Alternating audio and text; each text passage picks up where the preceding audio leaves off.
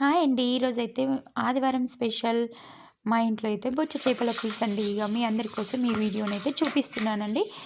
ఇక్కడైతే బొచ్చ చేపలైతే మా ఆయన సన్నగా మార్కెట్లో కొట్టించుకొని వచ్చాడండి ముక్కలను. ఇవైతే ముక్కలను శుభ్రంగా అన్నీ ఏమన్నా ఉన్నా తీసేసుకొని కొంచెం సాల్ట్, కొంచెం ఒక నిమ్మ చెక్కను 2 ముక్కలుగా కట్ చేసుకొని ఒక ముక్క అయితే పిండుకోవాలండి. ఇలా వాటర్తోని నింపేసి మంచిగా రుద్దేసి వాటర్తోనైతే ఫ్రెష్గా కడుక్కోవాలండి. అలా కడగడం వల్ల నీచు వాసన అనేది రాదు. కొంచెం బ్లడ్ మార్కులు ఏమైనా ఉన్నా కానీ వెళ్ళిపోతాయండి. ఆ తర్వాత మళ్ళీ కొన్ని వాటర్ పట్టుకొని ఇంకొక నిమ్మ చెక్కను తీసుకొని అలానే పిండుకొని కొంచెం సాల్ట్ వేసుకొని వాటర్లో కొంచెం ఒక 2 మినిట్స్ 5 మినిట్స్ అలానే ఉంచాలండి. ఒక 5 మినిట్స్ అలానే ఉంచాలి. ఉంచితే ఇంకేమన్నా నీచు వాసన ఉన్నా కానీ వెళ్ళిపోయి ఫ్రెష్గా అయిపోతాయండి ముక్కలు. అంతలోపు అయితే ఇక్కడ బిర్యానీ ఆకు వేయించుకుందామండి. ఇక్కడైతే బగోన పెట్టుకొని ధనియాలు, జీలకర్ర, మెంతులు, ఇలాచి, పల్లీలు, దాల్చిన చెక్క, నువ్వులు, కొన్ని బిర్యానీ ఆకు తీసుకొని బ్రౌన్ కలర్ వచ్చే వరకు వేయించుకోవాలండి మంచిగా. అవి వేగాక పక్కన తీసి పెట్టుకొని మళ్ళీ అదే బాండిలో సన్నగా తరిగిన ఒక ఉల్లిపాయ ముక్కను తీసుకొని కొంచెం ఆయిల్ వేసుకొని అది కూడా బ్రౌన్ కలర్ వచ్చే వరకు వేయించుకోవాలండి. అలా వేయించుకొని పక్కన తీసుకొని పెట్టుకొని అవి చల్లారాక మిక్సీలోకి అయితే వేయించుకోవాలండి. అయితే ఇక్కడ మిక్సీలోకి అయితే వేసుకొని సన్నగా పొడి కొట్టుకోవాలండి.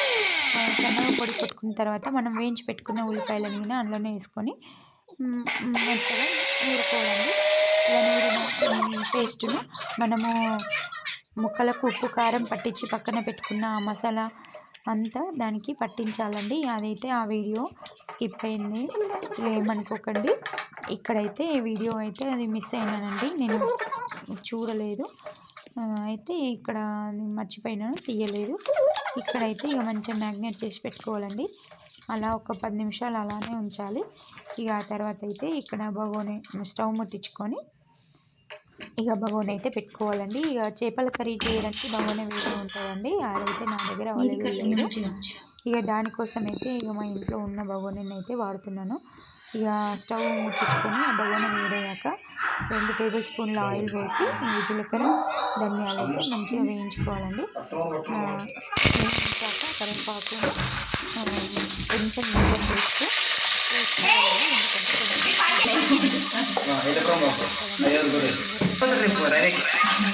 కొంచెం పసుపు వేసుకొని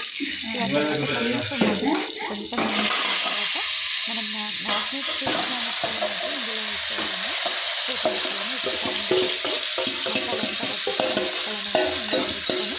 మంచిగా ఆ నూనెలను ఒక 2-3 మినిట్స్ మాత్రం మగ్గించాలండి. అలా మగ్గాక మనమైతే వీటిని స్పూన్తోనైతే కలపకూడదండి, ఎందుకంటే చేపలు అనేటివి తొందరగా విరిగిపోతాయండి. చేప ముక్కలు అలా విరగకుండా నెమ్మదిగా మనము ఒక గుడ్డతోని దాన్ని ఇలా పైకి ఎగిరేయాలండి, ఈ వీడియోలో చూపించినట్టు. ఎందుకంటే స్పూన్ పెడితే కొంచెం ముక్కలు కట్ అవుతాయండి చేప ముక్కలు. కొద్దిసేపు అయితే మూత వేసి ఒక 2 మినిట్స్ అయితే ఉంచాలండి. ఒక 2 మినిట్స్ వరకు అయితే అలానే ఉంచాలి. ఆ తర్వాత మనం చింతపండు రసం వేసి రెడీ పెట్టుకోవాలి. అలా అందులోనైతే కొంచెం కారం, ఒక స్పూన్ కారం, ఒక స్పూన్ సాల్ట్ వేసుకొని పులుసునైతే అందులో పోసుకోవాలండి. పులుసునైతే అందులో పోసుకొని చేపలనైతే కొంచెం అక్కడ ఇక్కడ లూజ్ చేయాలండి, కలపకూడదు. నేను కొంచెం బగోనికి అతుక్కుపోయినట్టు ఉంటే కొద్దిగా లూజ్ చేస్తున్నాను అంతేనండి. మీరు స్పూన్ పెట్టి బాగా కలపకండి. ఇక్కడైతే గుడ్డతోని ఇలా అనాలండి, మసిగుడ్డతోని. ఎందుకంటే అలా అనడం వల్ల మంచిగా కలుపుకుంటుందండి, అది మంచిగా కలుసుకుంటాయి.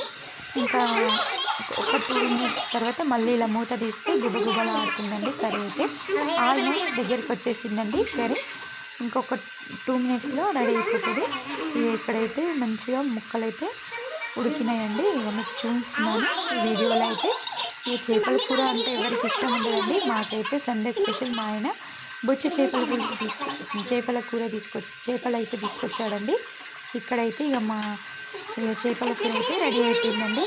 ఇక మీరు కూడా చూడండి, ఇలానే ట్రై చేయండి. ఒకసారి ఇలా ట్రై చేసి ఎలా వచ్చిందో నాకైతే కామెంట్ బాక్స్లో కామెంట్ పెట్టండి. ఇక్కడైతే ఒక 1 మినిట్ అయితే మూత పెట్టుకున్నాక నూనె అంతా ఇలా పైకి తేరుతుందండి.